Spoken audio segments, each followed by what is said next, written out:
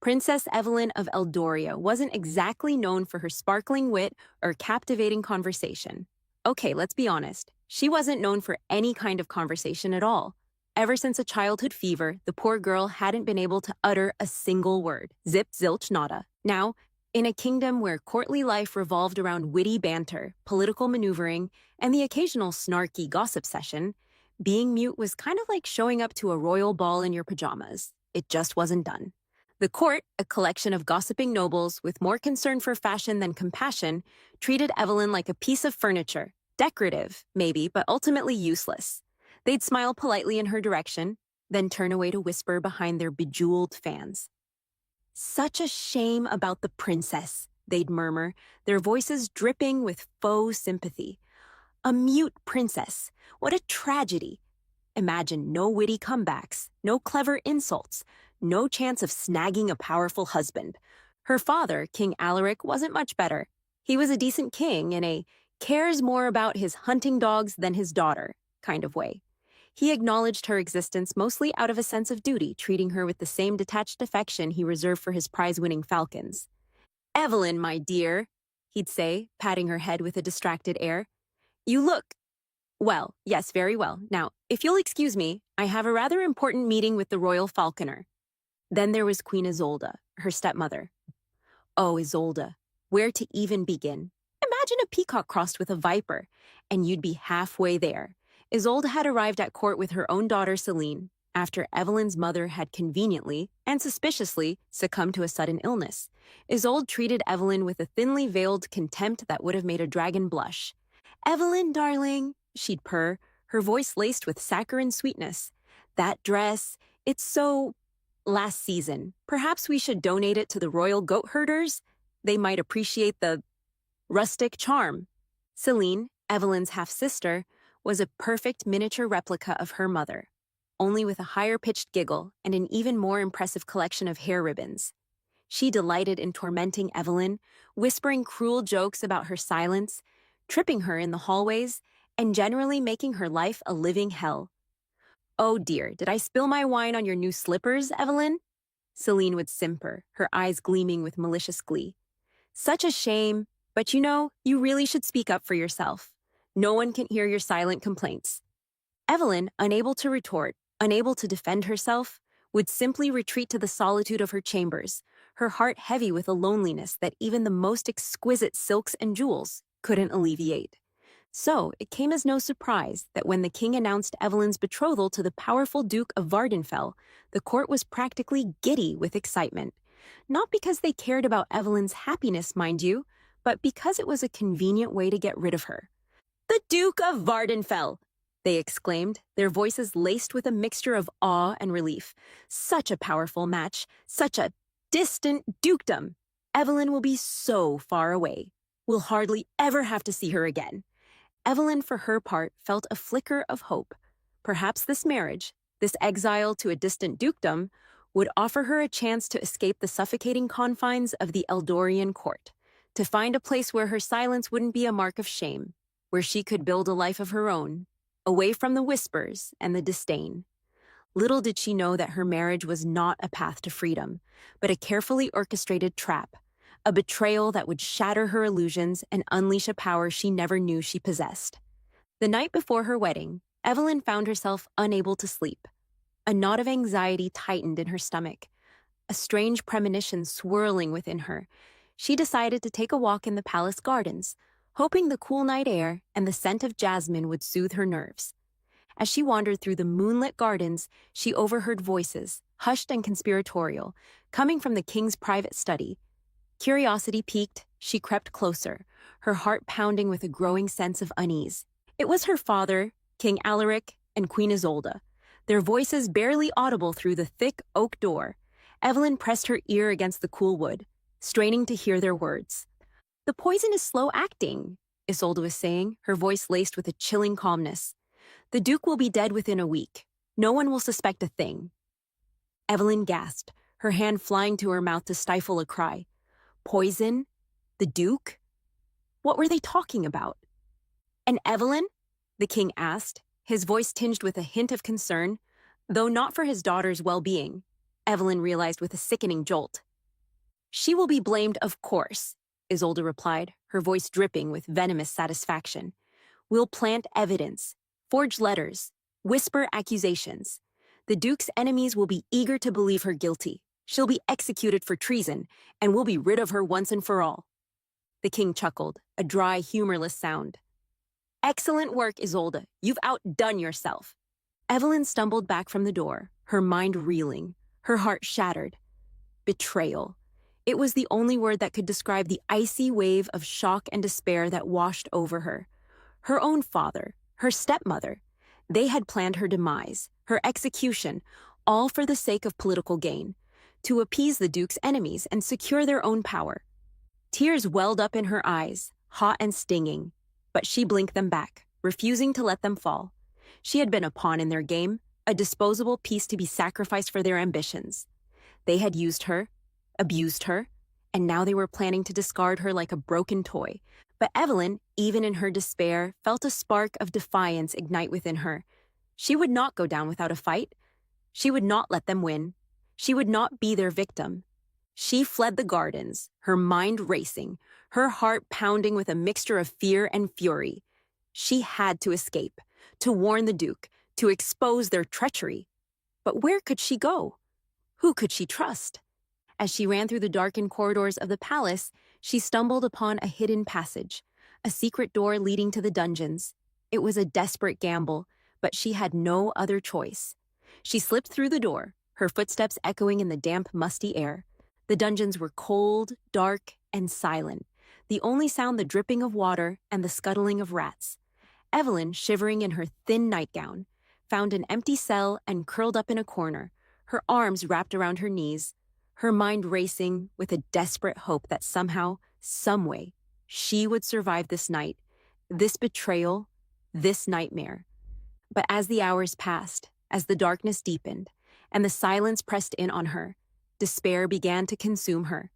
She was trapped, alone, abandoned by those who were supposed to protect her. Her dreams of a new life, of escaping the cruelty of the court, were shattered, replaced by the cold reality of her impending doom. And as she sat there, in the darkness, her heart heavy with grief and betrayal, a strange sensation began to stir within her, a tingling in her throat, a pressure in her chest, a feeling she had never experienced before. It was as if something was trying to break free, something powerful, something dangerous. Evelyn didn't scream. Screaming was for princesses who hadn't just overheard their own father plotting their demise. No, Evelyn did something far more unexpected, far more unsettling. She spoke. "Damn them all," she rasped, her voice hoarse from years of disuse, yet filled with a chilling power that echoed through the dank dungeon. "Damn the king who betrayed me. Damn the queen who schemed against me. Damn the sister who envied me. Damn this kingdom that cast me aside." The words, raw and ragged, poured out of her like a torrent, a lifetime of suppressed emotions, of unspoken pain, of silent fury, finding release in a single, devastating curse. And as she spoke, the very foundations of the dungeon seemed to tremble. The stone walls cracked, dust raining down from the ceiling. A cold wind swept through the corridors, extinguishing the torches, plunging the dungeon into darkness. But Evelyn didn't stop. She continued to speak, her voice growing stronger, her words weaving a tapestry of destruction, a symphony of despair. "Let the crops wither and die," she cursed, her voice echoing through the palace. "Let the rivers run black with poison. Let the earth crack and swallow the foundations of this kingdom. Let the royal court know the price of their betrayal." And as her words echoed through the night, the kingdom of Eldoria began to crumble. By dawn, the once fertile fields were barren, the crops withered and blackened. The crystal-clear rivers that had sustained the kingdom for generations turned into sluggish streams of toxic sludge. The palace walls, once a symbol of the kingdom's strength, cracked and crumbled, their foundations weakened by unseen forces. The royal court awoke to a scene of chaos and despair. The king, his face pale with fear, stumbled through the ruined gardens, his cries of disbelief echoing through the desolate landscape. Queen Isolde, her carefully crafted composure shattered, railed against the injustice, her curses directed at the heavens, at fate, at anyone but herself. Celine, her eyes wide with terror, cowered in her chambers, the weight of her own betrayal crushing her spirit. The whispers started, spreading like wildfire through the panicked kingdom. "The mute princess," they murmured, their voices filled with awe and fear. "She has cursed us all." Evelyn, locked away in the dungeon, felt a strange sense of satisfaction, a bitter triumph amidst the despair. She had been silenced, ignored, betrayed. But now her voice, her curse, had been heard. And the kingdom that had cast her aside was paying the price. News of the curse spread through Eldoria faster than a bad case of court gossip. It wasn't just the wilting flowers and the polluted rivers, though those were definitely causing a stir, especially among the ladies-in-waiting, who were quite attached to their floral arrangements and afternoon picnics by the river. No, it was the sheer weirdness of it all. One minute, you're enjoying a perfectly normal breakfast of pheasant and figs, and the next, your chair is sinking into the floor, because the stone tiles have decided to spontaneously reenact a sinkhole convention. Not exactly your average Tuesday, you know? The kingdom was in an uproar. Farmers panicked as their crops shriveled, merchants wrung their hands as trade routes became impassable, and the royal chefs nearly fainted when the entire wine cellar transformed into a swamp. Apparently, notes of mildew and frog weren't the desired flavors for the upcoming royal banquet. And then there were the rumors. Oh, the rumors. They spread like wildfire, fueled by fear and a healthy dose of overactive imaginations. "It's the mute princess!" shrieked old Martha, the fishmonger, waving a moldy carp in the air. "She's turned into a sorceress! She's cursed us all!" "I heard she made a pact with a demon," whispered Thomas, the baker, his eyes wide with terror. "He granted her powers in exchange for her soul." "Nonsense," scoffed Agnes, the tavern owner, slamming a tankard of ale on the counter. "She's just a poor girl, driven mad by her family's cruelty. She's not a sorceress, she's a victim." But even Agnes couldn't deny the evidence. The kingdom was falling apart, and the only person who seemed to have predicted it was the mute princess, the one they had all dismissed, ignored, and betrayed. Fear, like a creeping vine, choked the once vibrant kingdom. People whispered in hushed tones, afraid to speak Evelyn's name aloud, lest they attract her wrath. The court, once a hub of gossip and intrigue, was now a somber gathering of anxious nobles, their faces pale, their laughter silenced. The king, his authority crumbling along with the palace walls, issued proclamations, offering rewards for anyone who could break the curse, for anyone who could capture the sorceress who had once been his daughter. But no one dared to answer his call. The fear of Evelyn's power, of her wrath, was too great.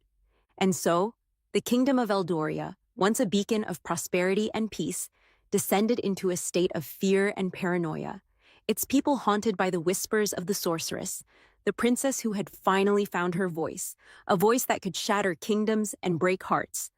Duke Kilian of Vardenfell was not a man easily fooled. He had built his dukedom on a foundation of shrewdness, a keen eye for detail, and a healthy dose of skepticism. So when the news arrived from Eldoria, carried by a breathless messenger, of Princess Evelyn's alleged treason, Kilian's first reaction wasn't shock or outrage, but a raised eyebrow and a thoughtful frown. "Treason?" he'd mused, stroking his neatly trimmed beard, his eyes narrowed in suspicion. "The mute princess, who wouldn't hurt a fly, is accused of plotting against the crown? That's convenient, isn't it?" The messenger, a young man with more enthusiasm than sense, stammered, "But your grace, the evidence is irrefutable. They found letters, secret meetings, a whole conspiracy." Kilian cut him off with a wave of his hand. "Conspiracies are like fine wine, my boy," he said, his voice laced with a dry amusement. "They require careful crafting, the right ingredients, a certain vintage, and something about this one smells rather off." He had met Evelyn only once, during the betrothal negotiations. She had been quiet, of course, but her eyes, he remembered, had held a gentle intelligence, a quiet strength that belied her fragile appearance. He found it hard to believe that this same woman, who couldn't even speak a word in her own defense, could be capable of orchestrating a treasonous plot. "Tell me," he said to the messenger, his voice sharp, "did the princess confess to these crimes?" The messenger shifted uncomfortably. Well, no, Your Grace, but she is a sorceress now? Perhaps she used her magic to... Killian's frown deepened. Sorceress, he scoffed. That's a new one. Last I heard, she was a mute princess, not a wielder of dark magic. He dismissed the messenger with a wave of his hand, his mind already churning with suspicion. Something didn't add up. The timing, the evidence, the sudden transformation of a mute princess into a powerful sorceress. It all seemed too convenient, too orchestrated. He summoned his advisors, a motley crew of seasoned warriors, shrewd diplomats, and one particularly insightful raven named Corvus, who, despite his lack of opposable thumbs, had a knack for spotting inconsistencies. What do you make of this, my friends? Killian asked, pacing the length of his council chamber, the Eldorian missive clutched in his hand. Treachery, Your Grace! Boomed Sir Gareth, his captain of the guard, a man who saw every problem as a nail and his sword as the hammer. We should march on Eldoria, avenge the insult, and claim the princess's dowry for ourselves. Patience, Gareth, Killian cautioned, his voice calm but firm. There's more to this story than meets the eye. I smell a rat, and I intend to find it.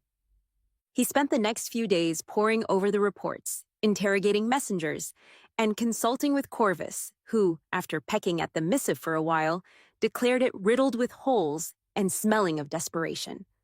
The more he investigated, the more convinced he became that Evelyn was innocent, that she had been framed, sacrificed for some unknown purpose. A sense of injustice, a protectiveness he hadn't expected stirred within him. He had never met the woman, barely exchanged a few words with her, yet he felt compelled to defend her, to uncover the truth, to bring her justice. Prepare my horse, he ordered Gareth, his voice filled with a newfound determination. We ride for Eldoria. I'm going to find the sorceress princess and hear her side of the story. And with that, Duke Killian of Vardenfell embarked on a quest, a journey that would lead him not only to the truth behind Evelyn's alleged treason, but also to a woman who would challenge his beliefs, ignite his passions, and change his destiny forever. Killian's search for Evelyn was less a regal procession and more well, let's just call it an adventure. He wasn't exactly sure where to start. Eldoria was a mess, a kingdom seemingly designed by a committee of disgruntled landscape architects and vengeful weather gods. Fields were barren, rivers resembled inkwells, and even the local wildlife seemed to have developed a serious attitude problem. Killian narrowly avoided being pecked by a particularly aggressive flock of mutated chickens. His first stop was a small village on the outskirts of the capital. The villagers, a mix of wide-eyed fear and grumbling resentment, weren't exactly forthcoming. The sorceress? They'd whisper, clutching their lucky charms and eyeing Killian with suspicion. She's evil, I tell you. She cursed us all. Cursed you with what exactly? Killian would ask, trying to keep his voice patient. Did she turn your children into frogs? Did she steal your prize-winning goat? Worse, one villager wailed. My turnips, they've all gone black. And my ale, it tastes like... Well, let's just say it's not ale anymore. Killian sighed. This was going to be a long journey. He moved on, following rumors and whispers, his search taking him through desolate farmlands, haunted forests, and the occasional suspiciously cheerful group of hermits who seemed remarkably unaffected by the general doom and gloom. He encountered those who feared Evelyn, painting her as a monster, a destroyer of worlds. She's a demon in disguise, they'd shriek, brandishing pitchforks and torches. She must be stopped. Killian, who had faced down charging boars, negotiated with goblin merchants, and once accidentally set his trousers on fire while trying to roast a marshmallow, wasn't easily intimidated. He'd simply raise an eyebrow, give them a look that suggested they were perhaps overreacting, and move on. Then there were those who had benefited from the curse. A particularly enterprising group of merchants had cornered the market on purified water, selling it at exorbitant prices to the parched populace. They weren't exactly keen on the sorceress being found and the curse being lifted. The unfortunate situation in Eldoria is a tragedy, one portly merchant said, wiping a tear of crocodile, Killian suspected, from his eye. But, sometimes these things happen. It's all part of the circle of life. Killian just smiled politely and continued his search. Finally, after weeks of wandering, he stumbled upon a hidden grove, a small oasis of green amidst the desolation. And there, amidst the whispering trees and the babbling brook, he found her. She was no longer the meek princess he remembered. She was different, powerful, radiant, and radiating an aura that suggested she could probably turn him into a toad if she felt like it. She was surrounded by nature, the plants seemingly bending towards her, the animals unafraid. A majestic raven perched on her shoulder, regarding Killian with an intelligence that made him slightly nervous. "You've been looking for me, Duke Killian," she said, her voice soft but strong, carrying a hint of magic that made the hairs on the back of his neck stand on end. Killian, despite his years of training and his experience facing down all manner of threats, felt a sudden dryness in his throat. This wasn't just a sorceress. This was Evelyn, transformed, empowered, and radiating a dangerous kind of beauty that made him question everything he thought he knew about the world, about magic, about, well, everything. "Princess Evelyn," he said, his voice a little shaky. I'm not a princess anymore, Duke," she interrupted, her eyes sparkling with an amusement that sent a shiver down his spine. "I'm something more." The air crackled with unspoken power as Killian stood before Evelyn. She was no longer the timid princess he remembered. Gone was the meekness, the fragility. In its place was a presence that radiated strength, confidence, and a touch of something wild. Her eyes, once gentle and filled with a quiet sadness, now held a spark of untamed magic, a knowing glint that made Killian's heart pound in his chest. "You've been looking for me, Duke Killian," she said, her voice soft yet resonant, carrying a hint of magic that danced on the wind. It was a voice that commanded attention, a voice that spoke of power, not pity. Killian, despite his years of training and his experience facing down all manner of threats, felt a sudden dryness in his throat. He had envisioned this encounter countless times during his journey, rehearsing his questions, formulating his accusations.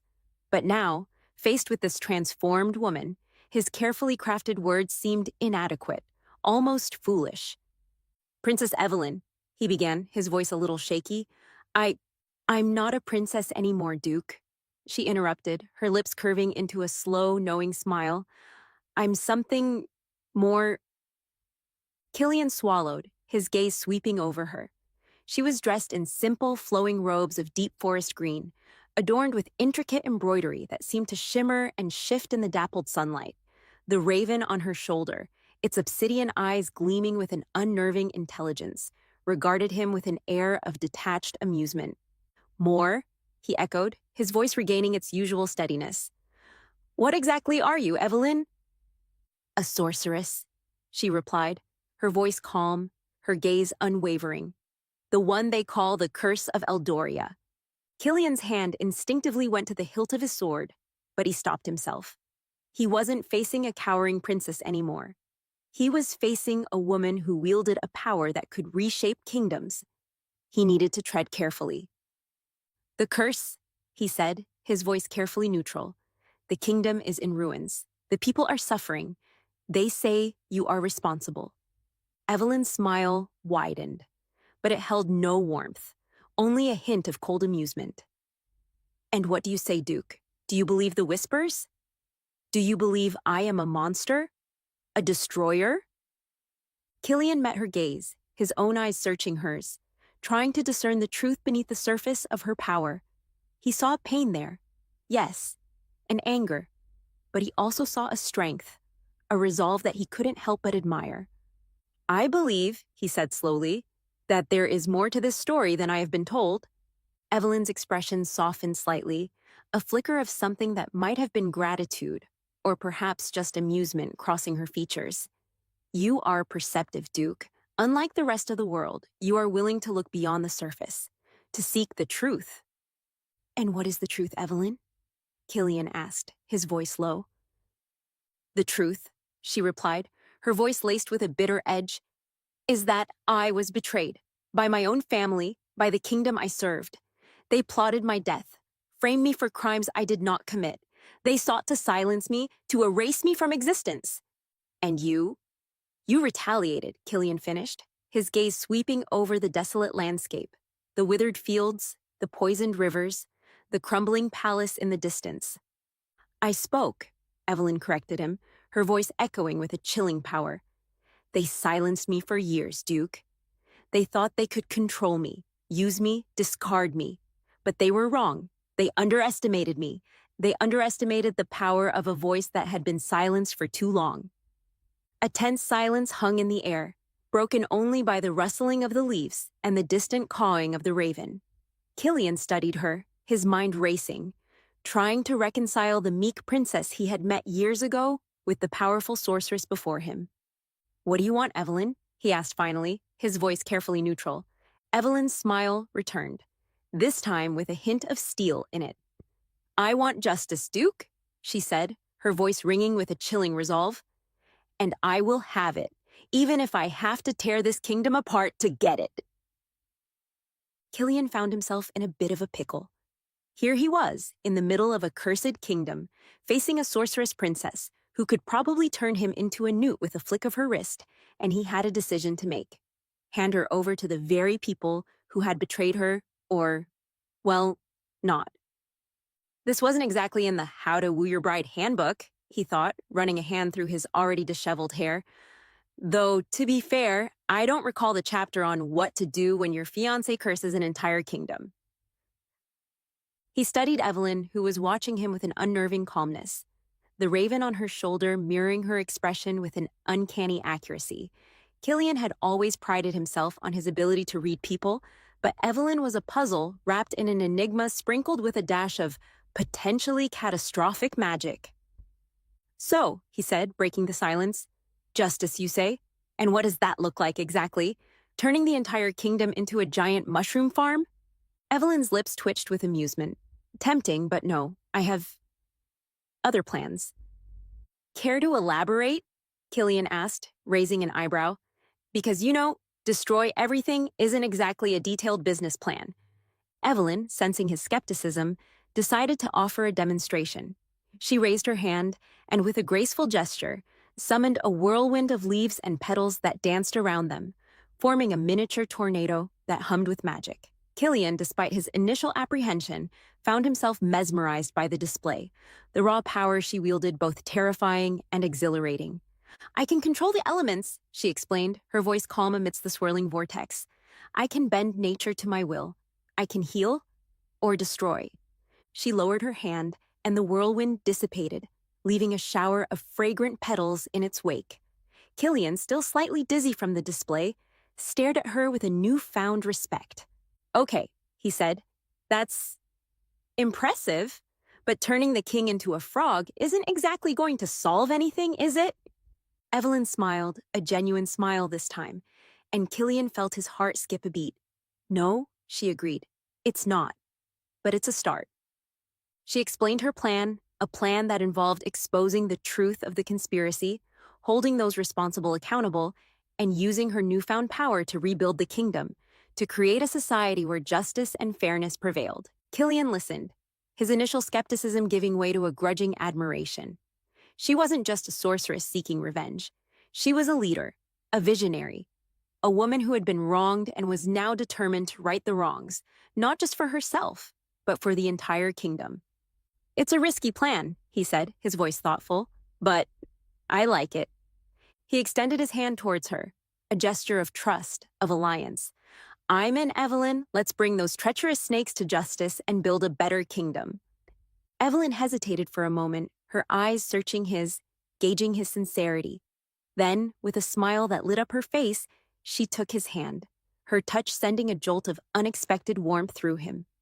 "Thank you, Killian," she said, her voice filled with gratitude and a hint of something more. And in that moment, amidst the ruins of a cursed kingdom, a dangerous alliance was forged, a bond of trust and shared purpose that would challenge the foundations of power, reshape destinies, and perhaps, just perhaps, ignite a love story that would be whispered through the ages. Killian, ever the pragmatist, decided the best way to understand the mess in Eldoria was to see it for himself. With Evelyn as his somewhat intimidating tour guide, they ventured out of the hidden grove and into the heart of the cursed kingdom. The devastation was worse than he had imagined. Fields that had once been golden with wheat were now barren wastelands. The once bustling capital city was eerily silent, its streets deserted, its buildings crumbling. Even the palace, once a symbol of Eldoria's majesty, was now a cracked and crumbling ruin. But it wasn't just the physical destruction that disturbed Killian. It was the despair in the eyes of the people, the fear that clung to them like a shroud. They looked at Evelyn with a mixture of awe and terror, whispering her name like a curse. "Sorceress," they hissed, shrinking back as she passed. "Destroyer!" Killian, however, saw something else in their eyes. He saw the pain, the desperation, the longing for a leader who could guide them out of this darkness. And he saw in Evelyn not a monster, but a woman who had been wronged, a woman who was now wielding her power, not for revenge, but for justice. He witnessed her heal a sick child with a touch, her magic mending broken bones and soothing fevered brows. He saw her purify a polluted well, the water turning crystal clear under her command. He watched her coax life back into a withered orchard, the trees blossoming with fragrant flowers, their branches heavy with fruit. "You're not just destroying," he observed, his voice filled with a newfound respect. "You're rebuilding." Evelyn nodded, her eyes filled with a sadness that mirrored the desolation around them. "This kingdom was already broken, Killian," she said, her voice soft. "Broken by greed, by corruption, by the betrayal of those who were supposed to protect it. I am merely clearing the way for something new, something better." Killian, his own skepticism fading with each passing day, found himself increasingly drawn to her strength, her compassion, her unwavering determination to create a better world.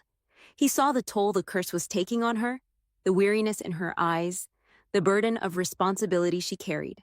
And he felt a surge of protectiveness, a desire to shield her, to help her, to stand by her side as she faced the challenges ahead. He began to investigate the conspiracy against her, discreetly questioning courtiers, servants, and even the imprisoned King Alaric. He uncovered a web of deceit, of lies, of betrayals that ran deeper than he had imagined. He learned of Queen Isolda's ambition, Celine's jealousy, and the king's weakness, his willingness to sacrifice his own daughter for political gain. The more he learned, the more his anger grew, his loyalty to Evelyn solidifying into an unbreakable bond. He had been prepared to marry a princess, a pawn in a political game, but he had found a sorceress, a leader, a woman who was not afraid to challenge the status quo, to fight for what she believed in, to reshape the world in her own image. And as he stood beside her, watching her heal the land, her magic a beacon of hope in the darkness, he knew that he had made the right choice, that he had found his place, not as a duke, not as a husband, but as an ally, a confidant, a protector of the woman who was destined to become a legend. Lady Celine had always lived in Evelyn's shadow, a shadow that had grown impossibly long and dark since the curse. Even in her silence, Evelyn had possessed a certain presence, a quiet dignity, a gentle grace that Celine, despite her flamboyant dresses and witty remarks, could never quite replicate. Now, with the kingdom crumbling around them, with Evelyn hailed as a sorceress, a figure of both fear and awe, Celine's jealousy festered, a bitter poison that consumed her thoughts. "It's not fair!" she'd rage, pacing her opulent chambers, the once pristine decor now marred by cracks and mildew. "She's the one who cursed the kingdom. She's the reason we're all suffering." And yet they whisper her name with reverence, while I'm just Celine. She had always craved attention, the adoration of the court, the envy of other ladies. But now, with the kingdom in chaos, the court was preoccupied with survival, their attention focused on the sorceress who held their fate in her hands. Celine's own position was precarious. With the king imprisoned, her mother disgraced, and the court in disarray, her influence had waned. The nobles who had once fawned over her now avoided her, their eyes filled with suspicion, their whispers laced with blame. "She's the queen's daughter," they murmured, their voices laced with disdain. She must have known about the plot. Perhaps she even helped. Celine, terrified of losing her status, her privileges, the life she had always known, became desperate. She had to do something, anything, to regain her footing, to prove her loyalty, to reclaim the attention she craved. She remembered the old stories, the whispers of forbidden magic, of ancient rituals that could grant power, that could alter destinies. She sought out the court scholar, a wizened old man with a reputation for dabbling in the arcane arts. "Tell me," she demanded, her voice trembling with a mixture of fear and determination, "how do I break the curse? How do I defeat the sorceress?" The scholar, his eyes gleaming with a disturbing light, smiled a knowing smile. "The curse is powerful, Lady Celine," he said, his voice a raspy whisper. "It is fueled by a lifetime of pain, of betrayal, of silenced rage. To break it, you would need a sacrifice." "A sacrifice," Celine echoed, her heart pounding with a mixture of dread and excitement. "Yes," the scholar confirmed, his voice dropping to a conspiratorial hush. "A sacrifice of equal value, a life for a life, a soul for a soul." Celine's mind raced, her thoughts turning to Evelyn, to the power she wielded, to the fear she inspired. Could she sacrifice Evelyn to break the curse? Would that be enough to redeem herself? To regain her position? To become the savior of the kingdom? The idea once planted took root in her mind, growing like a poisonous weed, choking out any lingering doubts, any remnants of the affection she had once felt for her half-sister. She had always envied Evelyn, her quiet strength, her gentle spirit.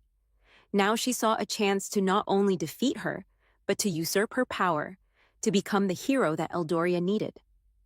"Tell me more," she whispered, her eyes gleaming with a dangerous light, her heart filled with a dark determination that would lead her down a path of no return.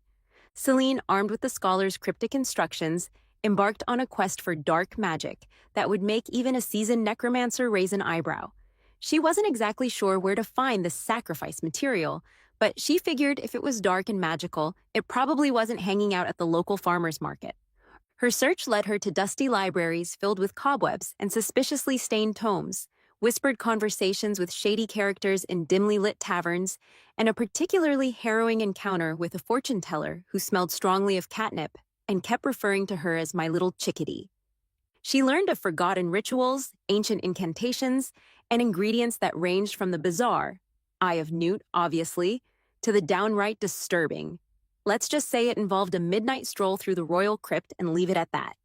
Celine, who had previously considered a chipped nail a major crisis, found herself wading through moral gray areas with increasing enthusiasm. "A small sacrifice for the good of the kingdom," she'd muttered to herself, conveniently ignoring the fact that the good of the kingdom mostly meant her own personal gain. Her desperation grew with each failed attempt. She tried brewing potions that fizzled and smelled like burnt hair. She attempted chanting incantations that resulted in nothing more than a mild headache and a visit from a rather irate ghost. She even tried sacrificing a particularly fluffy white rabbit, which, much to her dismay, only earned her the wrath of the royal rabbit keeper and a hefty fine. The pressure was mounting. The kingdom was crumbling. The people were suffering, and the whispers of Evelyn's power grew louder with each passing day. Celine felt the weight of expectation, the pressure to save the kingdom, to prove herself worthy, to finally escape Evelyn's shadow. She stumbled upon a hidden grove, a place shrouded in an unnatural stillness, where the air hummed with a strange, unsettling energy. Here, amidst gnarled trees and moss-covered stones, she found what she was looking for, a forgotten altar, stained with the residue of countless dark rituals. A figure emerged from the shadows, cloaked and hooded, its face obscured by darkness. "You seek power, Lady Celine?" The figure rasped, its voice like the rustling of dead leaves. Celine, her heart pounding with a mixture of fear and excitement, nodded eagerly. "I need to break the curse," she whispered, her voice trembling. "I need to save the kingdom." The figure chuckled, a dry, humorless sound. "The curse is powerful, child. It demands a great sacrifice. Are you willing to pay the price?" Celine hesitated, her mind flashing back to the scholar's words, the image of Evelyn's face, her gentle eyes, her quiet strength, but the desire for power, The need to escape her sister's shadow was too strong to resist. "Yes," she whispered, her voice barely audible. "I'm willing to do anything." The figure smiled, a slow, chilling smile that sent a shiver down Celine's spine. "Then let us begin," it whispered, its voice laced with a dark promise. And as the moon bathed the grove in an eerie light, Celine, driven by envy and desperation, crossed a line, a point of no return, her actions setting in motion a chain of events that would have far-reaching consequences for herself, for Evelyn, and for the entire kingdom.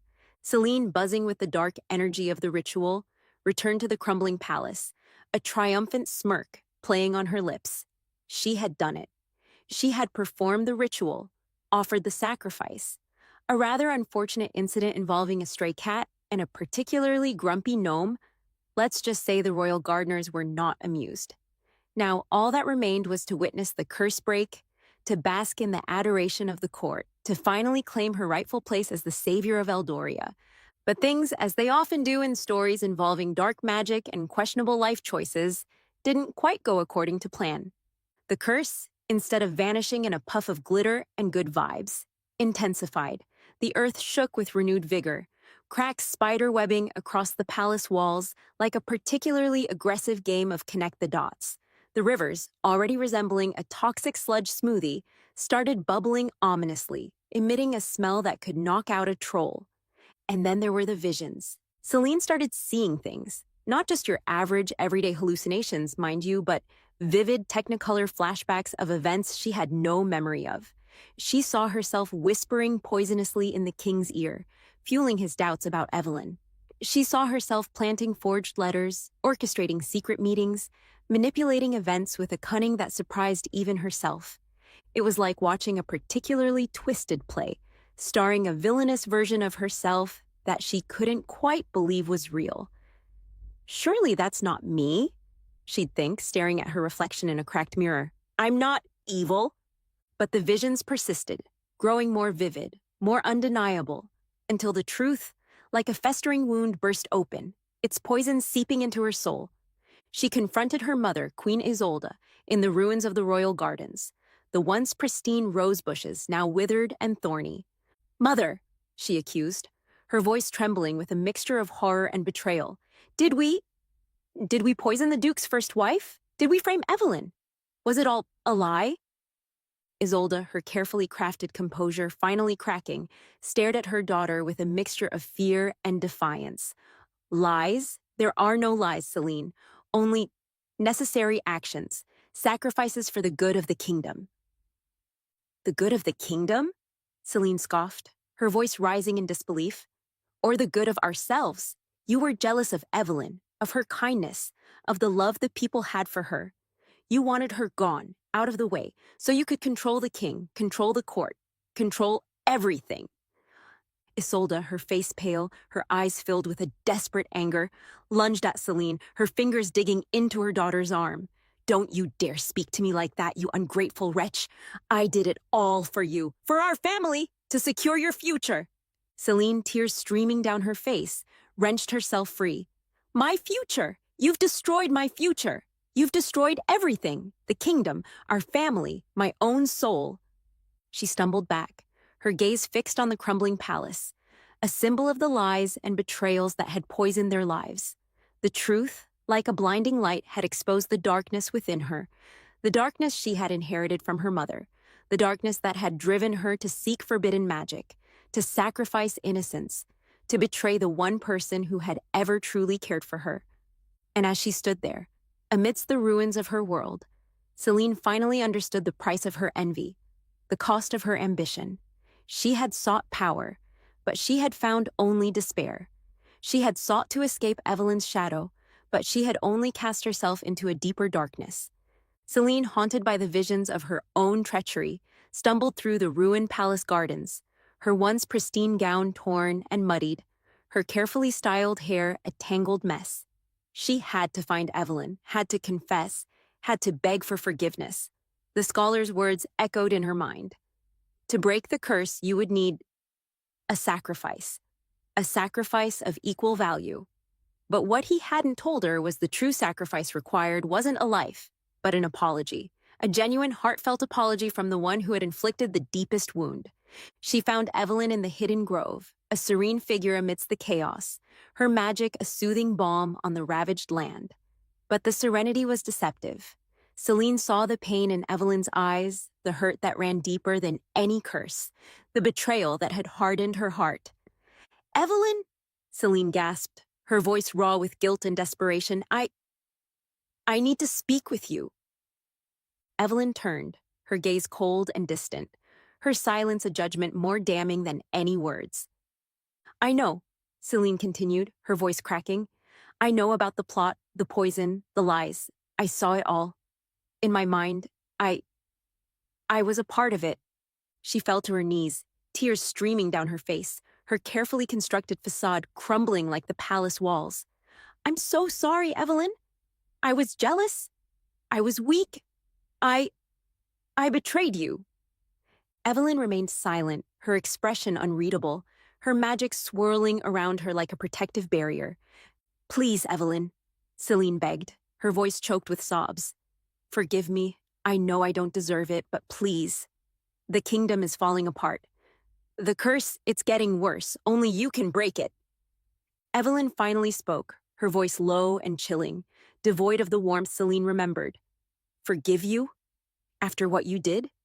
After you helped them poison my husband-to-be? After you plotted my death?" I know, Celine cried, her head bowed in shame. "I was horrible. I was selfish. But I've changed. I see the truth now. Please, Evelyn, give me a chance to redeem myself." Evelyn's eyes hardened, the pain of betrayal etched deep in their depths. "Redemption? Is that what you seek, Celine? After all the pain you caused? All the suffering you inflicted?" She stepped closer, her voice dropping to a whisper that sent shivers down Celine's spine. "You were never my friend, Celine. You were always jealous, always envious. You delighted in my silence, in my pain, and now you beg for my forgiveness? Now, when the kingdom is crumbling, when your own position is threatened?" Celine, her heart breaking, looked up at her sister, her eyes filled with a desperate plea. "Please, Evelyn, I know I don't deserve your forgiveness, but the kingdom, the people, they need you. They need you to break the curse." Evelyn's gaze swept over the ravaged landscape, the withered fields, the poisoned rivers, the crumbling city in the distance. She saw the suffering, the despair, the consequences of her own actions, but she also saw the betrayal, the cruelty, the years of silent pain that had led her to this moment. "No, Celine," she said, her voice firm, her resolve unwavering. "I will not forgive you. Not today, not tomorrow, not ever." She turned away, her figure receding into the shadows of the grove, leaving Celine kneeling in the dirt, her tears falling like rain on the parched earth, her heart shattered by the weight of her own betrayal and the unforgiving silence of her sister.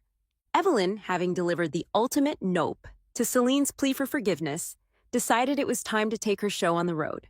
She wasn't about to let those who had orchestrated her downfall just sit around in their crumbling palace, sipping lukewarm tea and reminiscing about the good old days when they were trying to off her.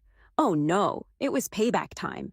With Killian by her side, he was getting quite good at the whole supportive yet slightly terrified consort thing, and a flock of increasingly sassy ravens as her aerial entourage, she marched on the capital. The remaining members of the court, huddled in what was left of the throne room, a rather drafty affair with a distinct lack of ceiling, were, to put it mildly, freaking out. Queen Isolde, her usual composure replaced by a frantic application of rouge and a rather impressive collection of nervous tics, was attempting to maintain order, but her authority had pretty much gone the way of the palace's structural integrity. "Silence!" she shrieked, her voice cracking like a poorly maintained lute string. "We must maintain decorum, even in the face of unforeseen circumstances. The nobles, a collection of pale faces and trembling hands, weren't exactly reassured. They shuffled their feet, avoided eye contact, and generally resembled a flock of pigeons caught in a hailstorm. Then Evelyn entered. The room fell silent. Even the pigeons, actual pigeons, not the metaphorical noble kind, seemed to hold their breath. Evelyn, radiating an aura of power that would make a dragon whimper, surveyed the scene with a chilling calmness. Well, well, well, she said, her voice echoing through the ruined hall. Look what the cat dragged in, or rather what the curse didn't quite manage to obliterate. Queen Isolde, attempting to regain some semblance of control, puffed out her chest and declared, Evelyn, you wicked girl! How dare you return here after what you've done? Evelyn raised an eyebrow, a gesture that could curdle milk at 50 paces. What I've done, Isolde darling, let's not play the amnesia game. I seem to recall a certain conversation about poison, treason, and a rather unfortunate plot to dispose of yours truly. The court gasped. Whispers erupted like a plague of startled sparrows. Isolde, her face turning a rather fetching shade of puce, sputtered, Lies, slander, you sorceress! You've bewitched them all! Evelyn just smiled, a slow, predatory smile that made the room temperature drop 10 degrees. Bewitched them? No, Isolde. I simply gave them a voice to speak the truth that you have been so desperately trying to bury. She turned her attention to the assembled nobles, her gaze sweeping over them like a judge passing sentence. You all knew, she said, her voice ringing with a chilling clarity. You knew of their plot, their treachery, their lies, and yet you remained silent. You chose to protect your own positions, your own comforts, rather than stand up for what was right. The nobles, their faces pale with shame and fear, averted their gazes, their silence a damning confession. Evelyn, satisfied with their reaction, turned back to Isolde.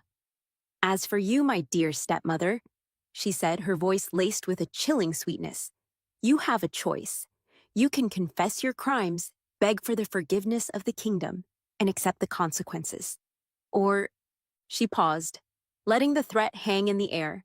Isolde, her carefully constructed world crumbling around her, her power slipping through her fingers like sand, knew she had no choice. I confess, she whispered, her voice barely audible. I orchestrated the plot against Evelyn. I poisoned the Duke's wife. I framed Evelyn for treason. It was all me. The court erupted in a cacophony of gasps and cries.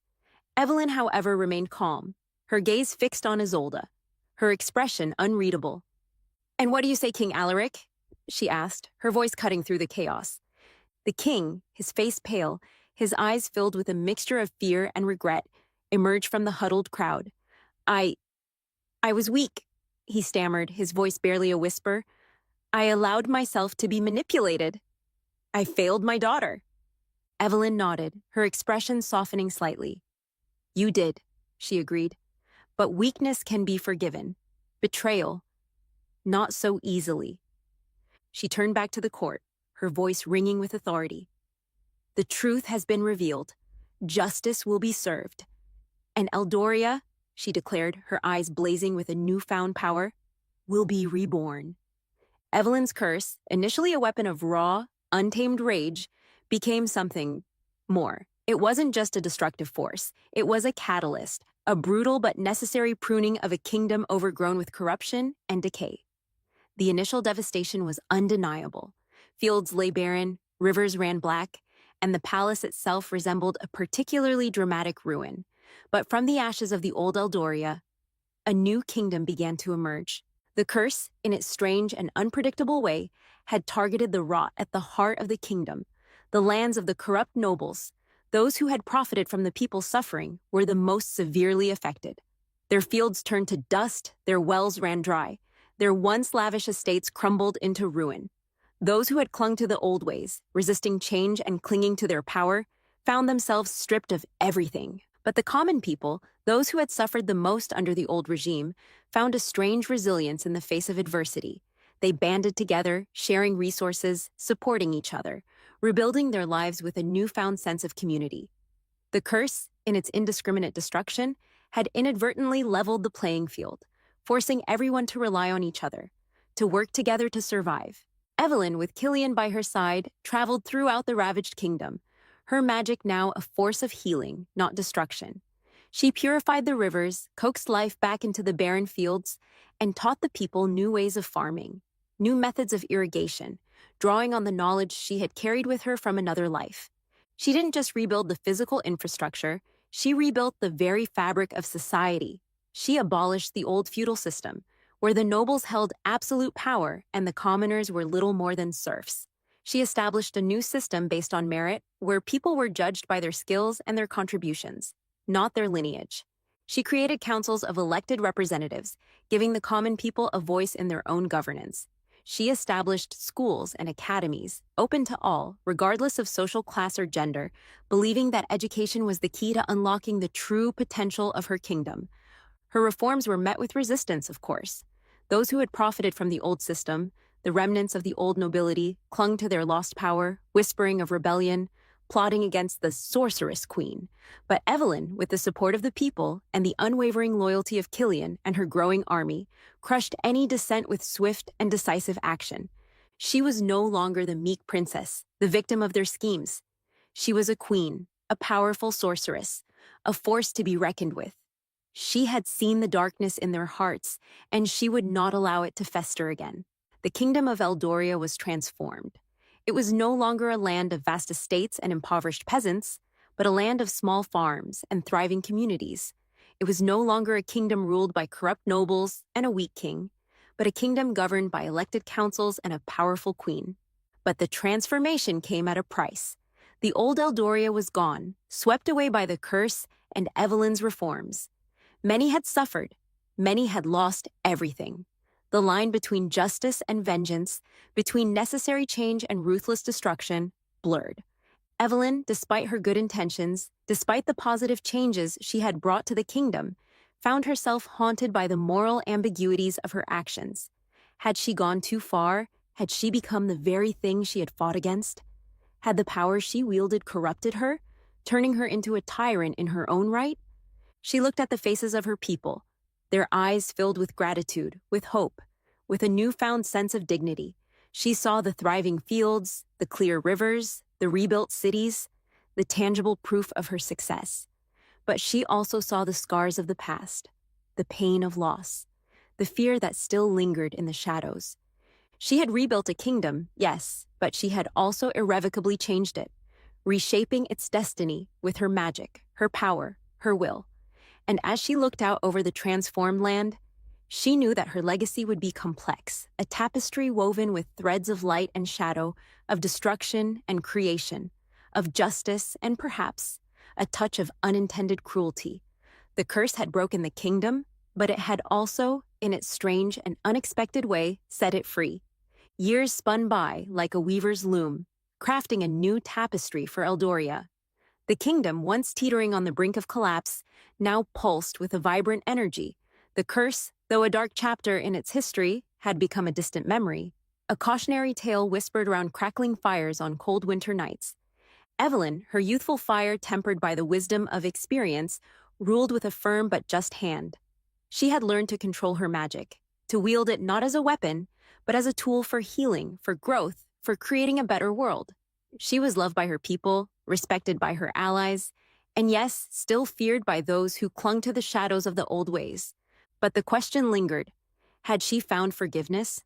Forgiveness for those who had betrayed her, for those who had sought to destroy her, for herself and the choices she had made. It was a question that haunted her in the quiet moments, in the stillness of the night, as she gazed out at the transformed kingdom, the scars of the past still visible beneath the veneer of prosperity. She had never forgiven Celine, nor her parents. Their betrayal had cut too deep, the wounds too raw to heal. She had offered them justice, a chance to atone for their crimes, but she could not offer them forgiveness. That, she realized, was a burden they had to carry, a consequence of their own choices. But what about herself? Could she forgive herself for the devastation she had wrought, for the pain she had inflicted, even if it had ultimately led to a better world? One evening, as the sun dipped below the horizon, painting the sky in hues of orange and purple, Evelyn found herself drawn to the ruins of the old palace gardens. The once pristine rose bushes, withered and blackened by the curse, had been replaced by a riot of wildflowers, their vibrant colors a testament to the resilience of nature. She sat on a moss-covered stone bench, her fingers tracing the intricate carvings, the remnants of a bygone era. A small brown rabbit hopped into her lap, its nose twitching, its eyes trusting. Evelyn gently stroked its fur, a small smile touching her lips. She had come a long way from the mute princess, locked away in her gilded cage, her voice silenced, her spirit crushed. She had embraced her power, faced her demons, and reshaped her destiny. She had found her voice, not just in the magic that flowed through her, but in the choices she made, the actions she took, the legacy she was creating. But the journey had left its mark. The scars of betrayal, the weight of responsibility, the knowledge of the darkness that lurked within her own heart, these were burdens she would carry forever. She looked out at the transformed kingdom, the bustling cities, the thriving farms, the people who lived and loved and dreamed under her rule. She had built this new Eldoria, from the ashes of the old. She had made mistakes, yes, but she had also learned, grown, and ultimately, she had done what she believed was right. And as the stars emerged, twinkling in the darkening sky, Evelyn realized that forgiveness, like the wildflowers that bloomed in the ruins of the old gardens, was a slow, gradual process, a delicate balance of acceptance and letting go. She might never fully forgive those who had wronged her, nor herself for the choices she had made, but she could learn to live with the past, to embrace the present, and to continue building a future where the mistakes of the past would not be repeated. Her legacy, she knew, would be complex, a tapestry woven with threads of light and shadow, of destruction and creation, of power and compassion. She would be remembered as the sorceress queen, the one who had cursed the kingdom, but also the one who had healed it, who had led it into a new era of prosperity and peace. And as she sat there, in the stillness of the twilight, a single tear rolled down her cheek, a tear not of sadness or regret, but of acceptance, of a quiet understanding that the journey, though fraught with challenges and sacrifices, had ultimately led her to a place of peace, a place where she could finally embrace her power, her voice, her destiny. She was Evelyn, the sorceress queen, the curse of Eldoria, and the architect of its rebirth. And that, she realized, was a legacy worth fighting for.